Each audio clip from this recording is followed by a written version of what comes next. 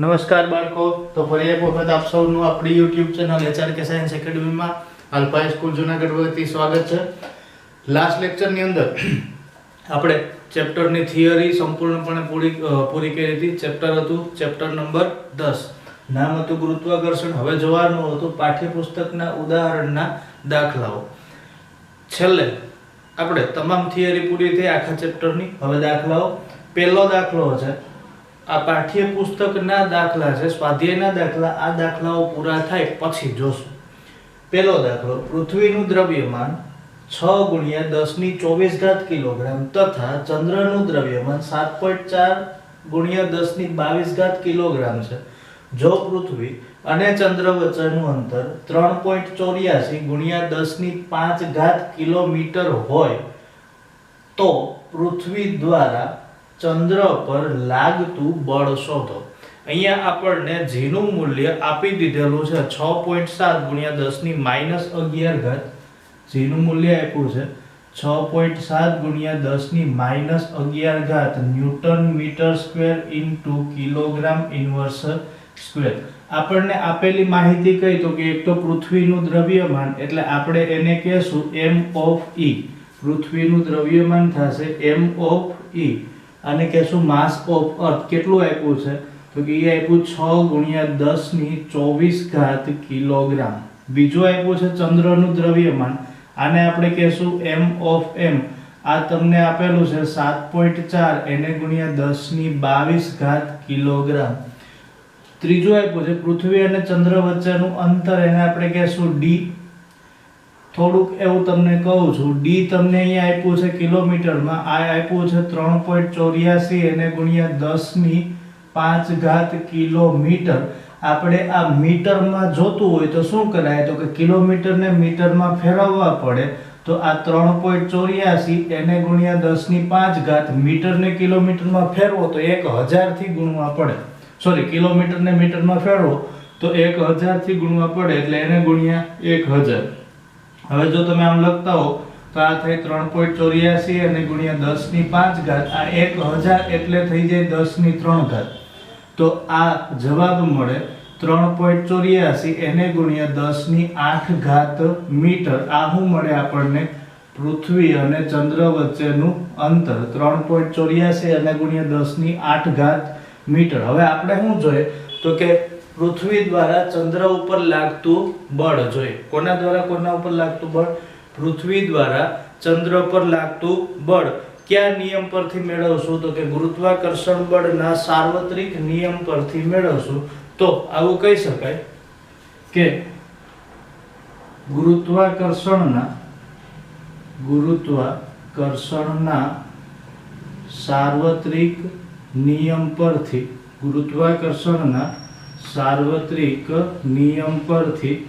પૃથ્વી દ્વારા ચંદ્ર પર લાગતું બળ. આના માટેનું એક સૂત્ર હતું F=GME બરાબર. આ સૂત્ર હતું. સૂત્રમાં કિંમત મૂકો તો g કેટલો આપ્યો તો કે 6.7 એને × 10⁻11.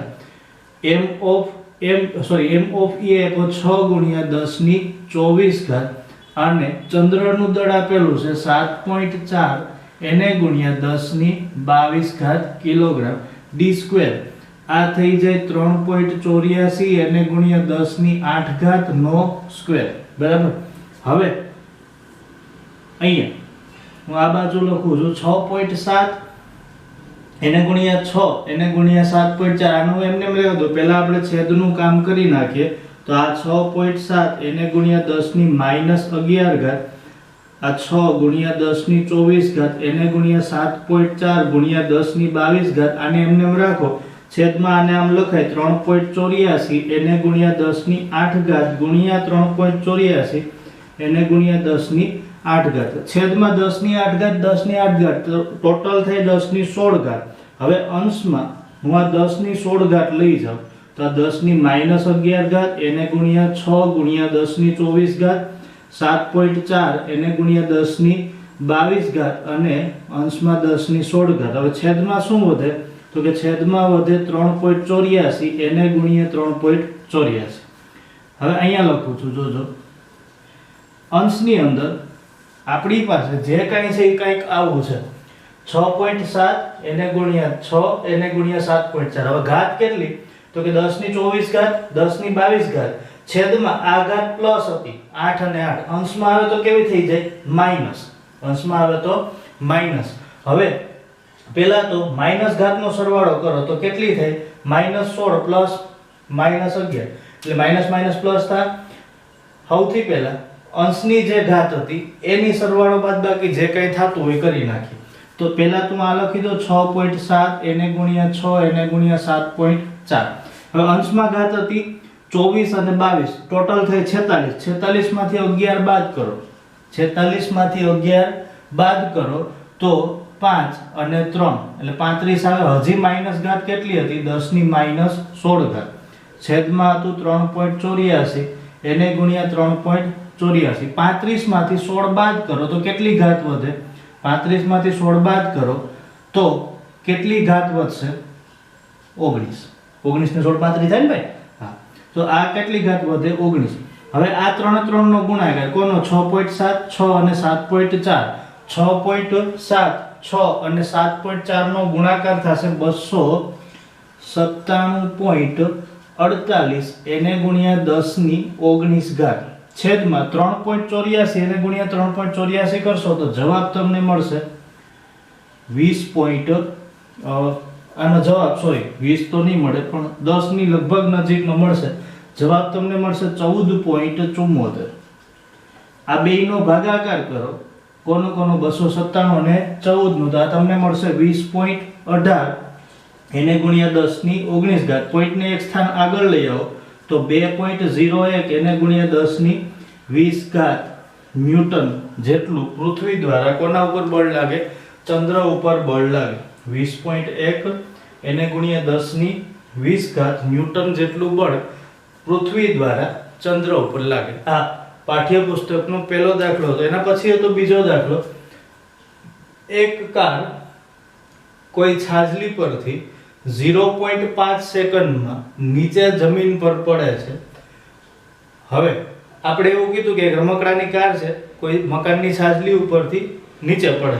નીચે પડવા માટે લાગતો સમય કેટલો? 0.5 સેકન્ડ. બીજું આપણે ગુરુત્વ પ્રવેગનું મૂલ્ય g કેટલું આપ્યું છે? 10 મીટર પ્રતિ સેકન્ડ. આ સરળતા ખાતર 9.8 કયો કે 10 કયો, બે લગભગ એક સરખું જ થાય. એટલે આપણને એક મૂલ્ય આપ્યું છે. કોનું મૂલ્ય આપ્યું? g નું મૂલ્ય. કેટલું આપ્યું? 10 મીટર પ્રતિ સેકન્ડ. બીજું શું કીધું? જમીન પર અથડાતી વખતે કારનો વેગ કેટલો? એટલે આપણે એક તો v ગોતવાનો થાય, બરાબર. ત્રીજો આપ્યું 0.5 સેકન્ડ એટલે સમય આપી દીધો હશે 0.5 સેકન્ડ. કારની સરેરાશ ઝડપ v ગોતવાની છે એટલે અહીંયા આપણે લખશું v એવરેજ, સરેરાશ ઝડપ. અને ત્રીજું ઊંચાઈ કેટલી હશે એટલે h ગોતવાની છે. આપણા માટે h અત્યારે શું બની જાય? s. તો s નું મૂલ્ય ગોતવાનું. આટલું ગોતવાનું છે. આપણને સૌથી પહેલા તો આપેલું છે ગુરુત્વ પ્રવેગ અને બીજું આપેલું છે સમય. એક આપેલું છે ગુરુત્વ પ્રવેગ અને બીજું આપેલું છે સમય. પહેલો પ્રશ્ન કઈ કેવો છે કે જમીન પર અથડાતી વખતે કારનો વેગ. તો આપણે સૌથી પહેલા તો જમીન પર અથડાતી વખતે કારનો વેગ. કારનો વેગ કીધો, અથડાય એટલે અંતિમ વેગ જ હશે. ઉપરથી નીચે આવે અથડાય ત્યારે કયો વેગ હશે? અંતિમ વેગ. શરૂઆતમાં કયો વેગ હોય? પ્રારંભિક વેગ. અંતિમ વેગ શોધવા માટેનું સૂત્ર હતું v u + at. આવું કંઈક સૂત્ર હતું જો યાદ હોય તો. તો અહીંયા u નું મૂલ્ય તો 0 જ છે શરૂઆતમાં. a નું મૂલ્ય આપણને આપેલું છે 10 એને ગુણ્યા t આપેલું છે 0.5. પણ આ 0.5 ને હું 1/2 લખી શકું તો ક્યાં લખી શકાય? 10/2 કરો તો 5 મળે. તો ક્યાં મળે? તો v બરાબર આપણને જવાબ મળે 5 મીટર પ્રતિ સેકન્ડ. આ પહેલો જવાબ આપણો મળે. બીજો જવાબ, બીજો પ્રશ્ન શું હતો કે 0.5 સેકન્ડ દરમિયાન કારની સરેરાશ ઝડપ કેટલી હશે? મતલબ કે ઉપરથી પડવાની શરૂઆત થાય, આ પડવાની શરૂઆત પછીની અડધી સેકન્ડે કારની ઝડપ અથવા તો કારની સરેરાશ ઝડપ કેટલી હશે? v એવરેજ આપણે ગોતવાની છે. તો v એવરેજ નું મૂલ્ય અથવા તો એનું સૂત્ર હતું કારની સરેરાશ ઝડપ ક્યારે? 0.5 સેકન્ડ પછી. 0.5 સેકન્ડ પછી કારની સરેરાશ ઝડપ v એવરેજ બરાબર u પ્લસ v છેદમાં t. પ્રારંભિક વેગ પ્લસ અંતિમ વેગ છેદમાં 2. હવે જો આ દાખલામાં આપણેથી ભૂલ શું થાય? પહેલો જે પ્રશ્ન છે એ તો ઈઝી છે કે જમીન પર પડતી વખતે કારનો વેગ એ તો અંતિમ વેગ જ હશે. બીજો જે રકમ છે એમાં તમને સમય આપી દીધો છે. એવું કીધું છે કે 0.5 સેકન્ડ દરમિયાન કારની સરેરાશ ઝડપ. અહીંયા લોચો થઈ જાય. શું કામ? સમય આપ્યો છે. એટલે ઘણા વિદ્યાર્થી શું કરે તો કે સમયનો ઉપયોગ કરે. એટલે ભાઈ નથી કરવાની. તો તમને એવું કીધું કે 5 સેકન્ડ પછી કે અડધી સેકન્ડ પછી તમે કેટલી સ્પીડ હતા, એટલે અડધી સેકન્ડ ને નથી ગણવાની. તમારે તો ખાલી તમારી સ્પીડ જ જોવાની છે. હું આટલી સ્પીડ હતો, બરાબર છે. તો 0.5 સેકન્ડ દરમિયાન કારની સરેરાશ ઝડપ. તો આપણે સીધું સરેરાશ ઝડપનું સૂત્ર મૂકશું. v average is equal to u plus v upon 2. u નું મૂલ્ય આપણને ઓલરેડી ખબર જ છે. u નું મૂલ્ય અહીં હું લખી દઉં છું. u બરાબર 0 મીટર પ્રતિ સેકન્ડ. શું કામ? તો કે જ્યારે પેલી છાજલી ઉપરથી પડવાની શરૂઆત કરશે ત્યારે એનો વેગ કેટલો હશે? 0. અને વેગ 0 હોય તો u આપણા માટે 0 થઈ જાય. પ્રારંભિક વેગ u ઇઝ ઇક્વલ ટુ 0. તો u બરાબર 0 પ્લસ v આપણે અહીંયા મળ્યું છે કેટલું? 5 મીટર પ્રતિ સેકન્ડ અપોન 2 એટલે 5/2 થશે. તો સરેરાશ ઝડપ v એવરેજ નું મૂલ્ય કેટલું મળે? 5/2. તો આ થઈ જાય 2.5 મીટર પ્રતિ સેકન્ડ. તો v એવરેજ બરાબર 2.5 મીટર પ્રતિ સેકન્ડ. અને ત્રીજો દાખલો છે. આપણે એવું કીધું છે કે જમીનથી છાજલી કેટલી ઊંચાઈ પર હશે? એટલે જમીનથી છાજલીની ઊંચાઈ. ઊંચાઈ માટેનું સૂત્ર હતું s is equal to ut plus 1/2 at². બરાબર. અહીંયા u નું મૂલ્ય 0 એને ગુણ્યા t 0.5 પ્લસ 1/2 a નું મૂલ્ય આપ્યું છે 10 એને ગુણ્યા t² એટલે 0.5 નો વર્ગ. ગણતરી અહીંયા દર્શાવું છું. 0.5 એને 0 ગુણ્યા 0.5 તો 0 જ થઈ જાય. 1/2 એને ગુણ્યા 10 એને ગુણ્યા 0.5 નો વર્ગ આ થઈ જાય 0.25.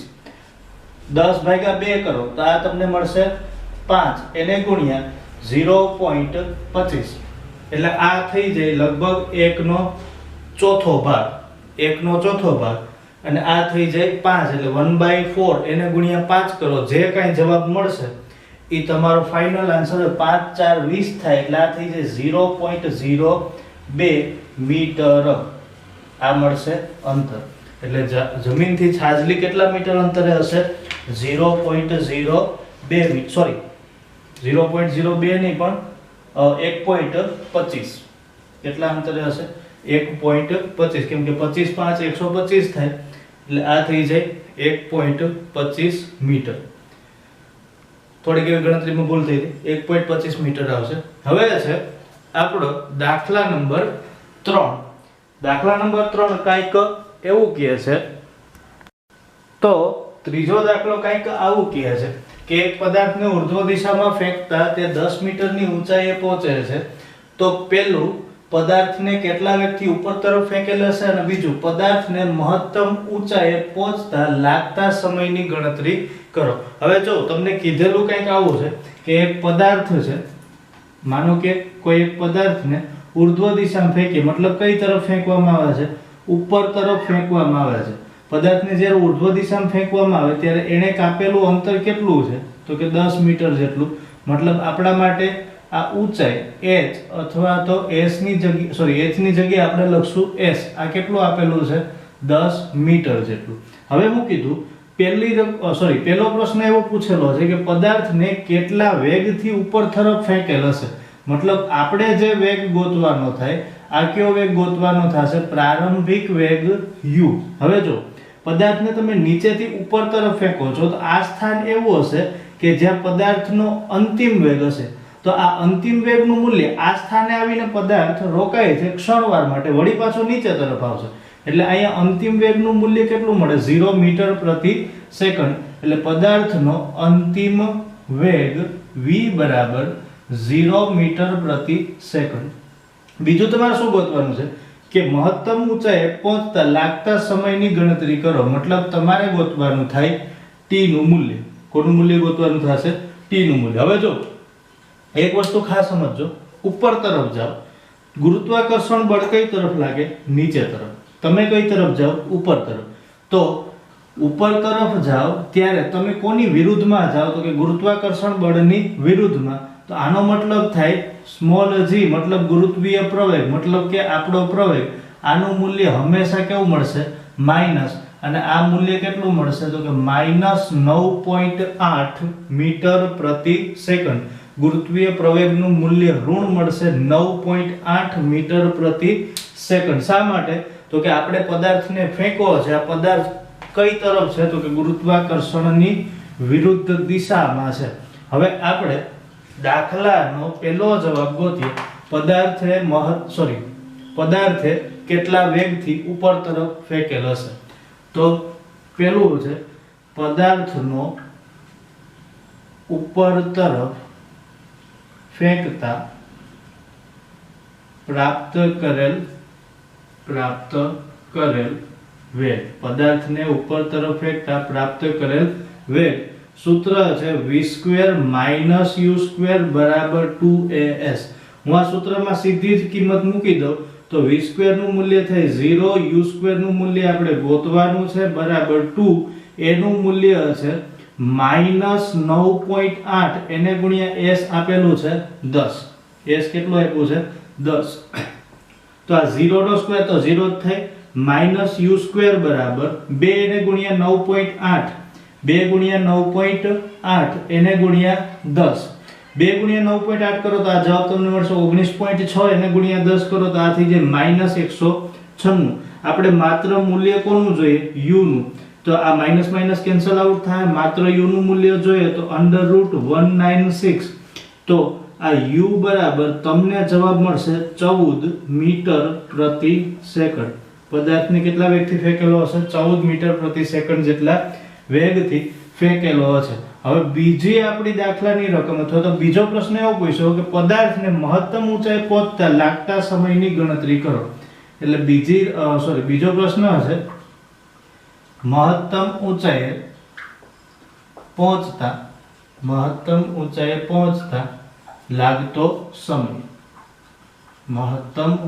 પહોંચતા લાગતો સમય એના માટે હું તમને એક સૂત્ર કહું v u at બરાબર છે v નું મૂલ્ય છે 0 બરાબર u નું મૂલ્ય અહીંયા મળ્યું કેટલું 14 a નું મૂલ્ય છે -9.8 એને ગુણ્યા t આ 0 બરાબર 14 એને ગુણ્યા -9.8 એને ગુણ્યા t હવે આપણે t ને સૂત્રનો કરતા કરીએ તો t બરાબર થઈ જશે 14 ના છેદમાં 9.8 14 ના છેદમાં થઈ જાય 9.8 એટલે આ થઈ જશે t બરાબર 14 ભાગ્યા 9.8 કરશો 14 ભાગ્યા 9.8 કરશો તો તમને જવાબ જે મળશે આ જવાબનું મૂલ્ય હશે 1.43 સેકન્ડ જવાબનું મૂલ્ય કેટલું મળશે 1.43 સેકન્ડ હા બીજું સમય ક્યારેય માઈનસમાં ન હોય એટલે માઈનસ લખવા નહીં 1.43 સેકન્ડ એના પછીનો એક દાખલો છે દાખલો કંઈક આવો છે કે એક પદાર્થનું દળ 10 કિલોગ્રામ છે એક પદાર્થનું દળ કેટલું આપ્યું છે 10 કિલોગ્રામ તો પૃથ્વી પર તેનું વજન કેટલું હશે એટલે અહીંયા આપણને આપેલો શું છે m આપેલું છે m બરાબર 10 કિલોગ્રામ આપેલું છે હવે આપણે ક્યાં વજન ગોતવાનું છે પૃથ્વી ઉપર પદાર્થનું વજન ગોતવાનું છે એટલે we ગોતવાનું થાય તો we બરાબર તમને ખબર હોય તો આવો એક દાખલો મેં તમને ગણાવેલો હતો m એને ગુણ્યા g દળ ગુણ્યા ગુરુત્વ પ્રવેગ તો m નું મૂલ્ય તો તમને આપેલું છે કેટલું આપ્યું છે 10 કિલોગ્રામ એને ગુણ્યા g કેટલું થાય 9.8 તો we નું મૂલ્ય તમને કેટલું મળે WE બરાબર 98 ન્યૂટન, કારણ કે વજન એક પ્રકારનું બળ છે અને બળનો એકમ આપણે શું ગણીએ? ન્યૂટન.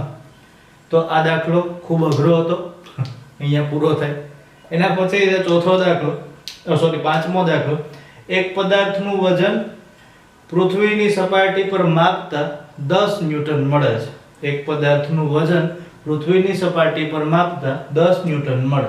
તો ચંદ્રની સપાટી પર આ પદાર્થનું વજન કેટલું મળશે? ચંદ્રની સપાટી પર આ પદાર્થનું વજન કેટલું મળશે? તો ચંદ્ર પર પદાર્થના વજનનું સૂત્ર હતું. પહેલા તો ક્યાં છે? પદાર્થનું વજન WE કેટલું આપ્યું? 10 ન્યૂટન. તો આપણે શું ગોતવાનું છે? WM ગોતવાનું છે. WM માટે એક સૂત્ર હતું, જો યાદ હોય તો ચંદ્ર પર પદાર્થનું વજન બરાબર 1/6 એને ગુણ્યા પૃથ્વી પર પદાર્થનું વજન. આવું એક સૂત્ર હતું, યાદ હોય તો. ચંદ્ર પર પદાર્થનું વજન બરાબર 1/6 એને ગુણ્યા પૃથ્વી પર પદાર્થનું વજન. ચંદ્ર પર પદાર્થનું વજન એને આપણે કહેશું WM બરાબર 1/6 એને ગુણ્યા WE. આવું થાય. તો હું આ સૂત્રમાં આમ પણ લખી શકું WM WE/6.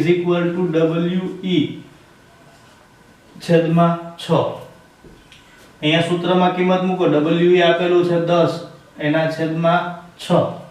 તો 10/6 કરો, જો ભાગાકાર કરીએ 10/6 6 1 6 વૈધા 4 ભાગ આલે નહીં, ભાગમાં પડે 0. અહીંયા પોઈન્ટ 6 6 36, અહીંયા